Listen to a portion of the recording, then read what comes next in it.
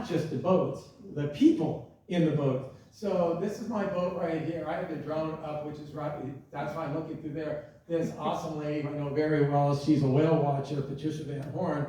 She shot this picture and she actually yelled across saying, "Eric, quick, get your head out of the screen." Well, when I did shoot the picture, that's the same shot right there. Right there. So that's the shot of this, and this is them. This is her going in this. She's one of the ones with the caps right there. And they just were going from boat to boat to boat. It was amazing.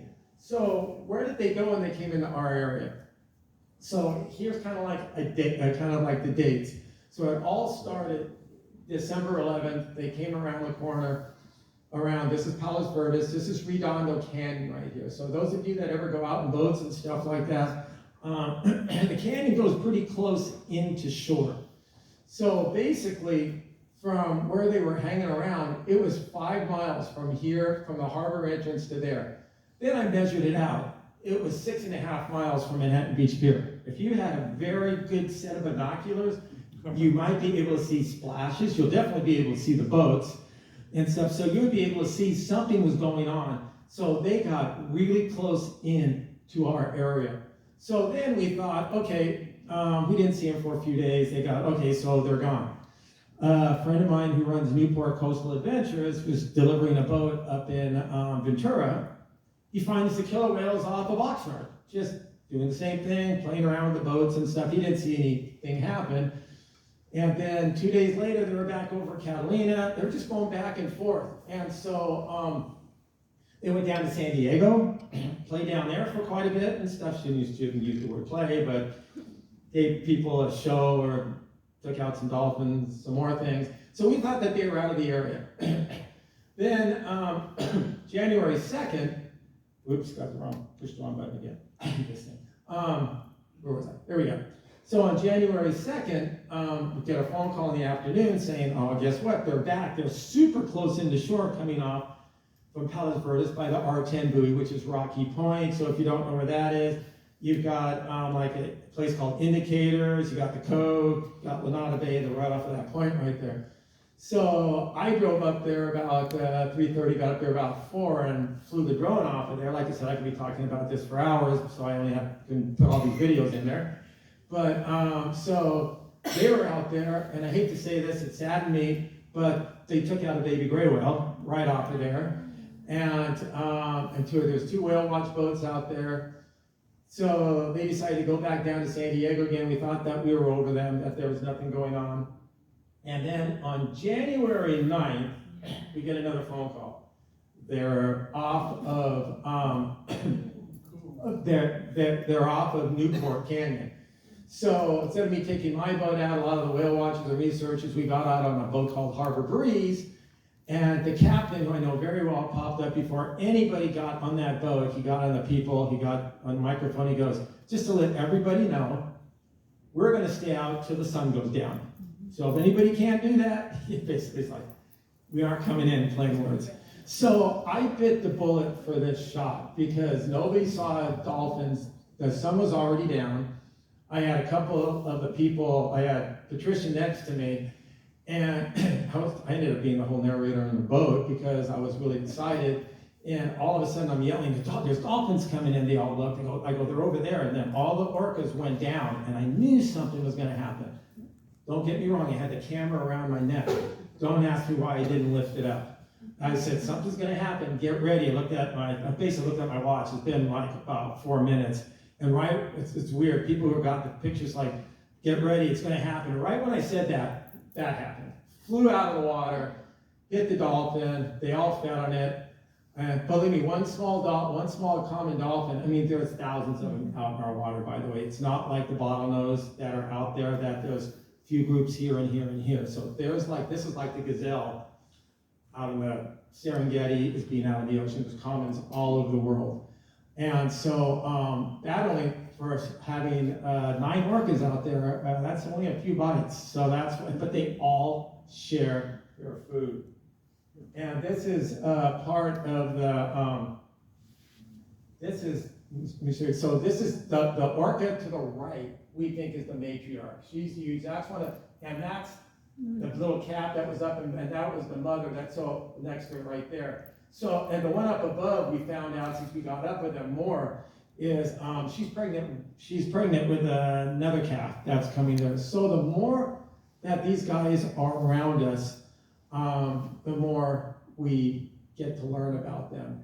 And one thing, unfortunately, it was raining on Monday. But guess who showed up again on Monday off of Long Beach? So they are still in the area. How long? We don't know. We all love it. Let's put it that way.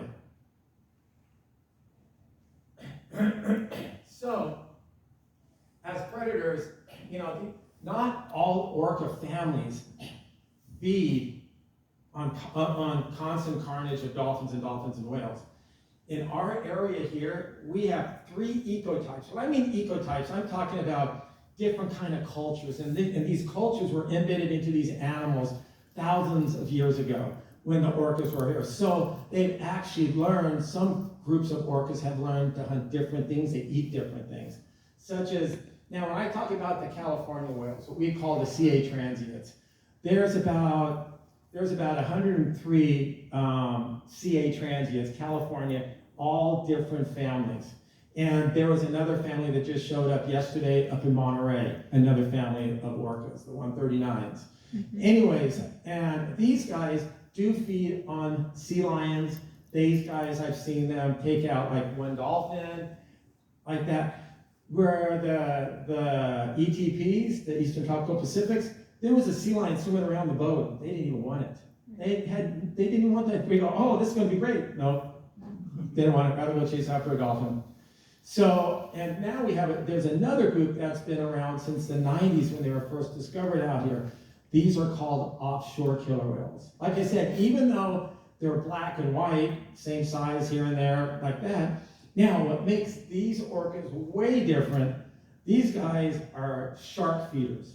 So back in 2016, I was the first person that actually photographed when these guys came through. This was actually the very first time I put a drone off my boat. I was nervous as heck, and it did end up in the water, but I returned it. I haven't done that again, but that's a whole other story. But anyways, so we put the drone up, and here we have a baby, a calf, which was nursing, and then there's the mom, and this blew everybody away. This is a blue shark wrapped around its dorsal pectoral fin right there.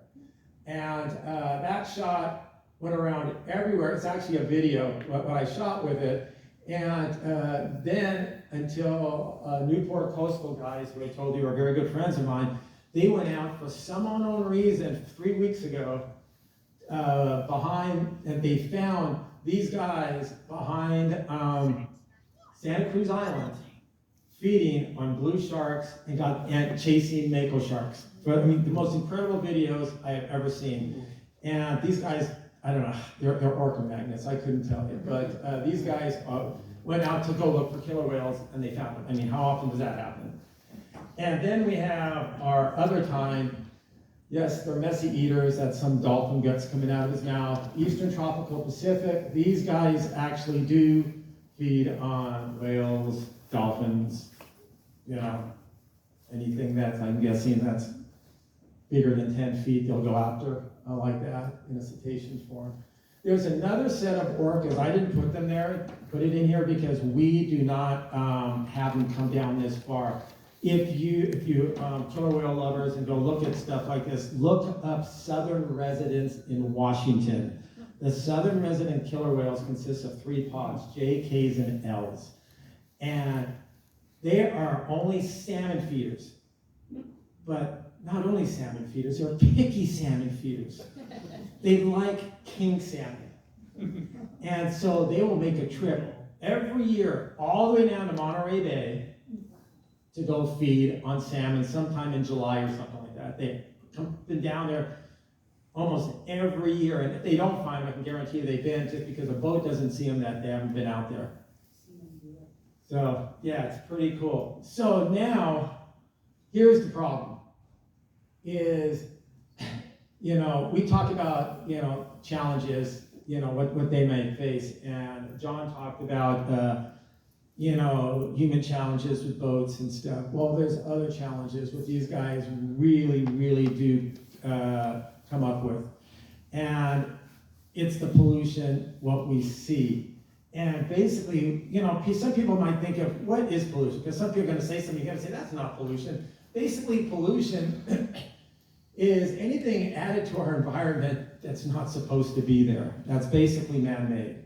And so when you look at stuff, and we've all walked down at the beach, we've all ended up walking anywhere along curbs or whatever, we see trash everywhere. But in the ocean, people do not realize when you look at trash at the surface like this, it's like an iceberg. 3/4 of the trash, we can't even see. It's already down at the bottom. It's already into the mud. And some people think after a storm, that's how we get all of our trash. We can look at it and go, look at all the stuff in the storm drains and everything. No, all of that trash that's been torn up and old and barnacles that are on it and cups and all this other stuff that's coming up on the beach after a massive storm and the big waves and everything, that's being drawn up from the surges, because normal waves will only kind of like get a certain part under the water and all the trash, and then the currents reach that far.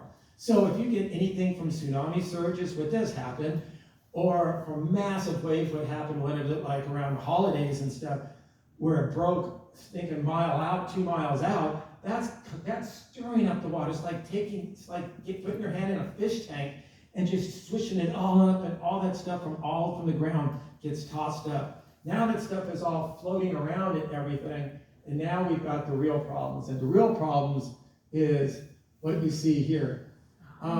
Starts getting up to the surface. I mentioned there's balloons. Balloons basically are one of the main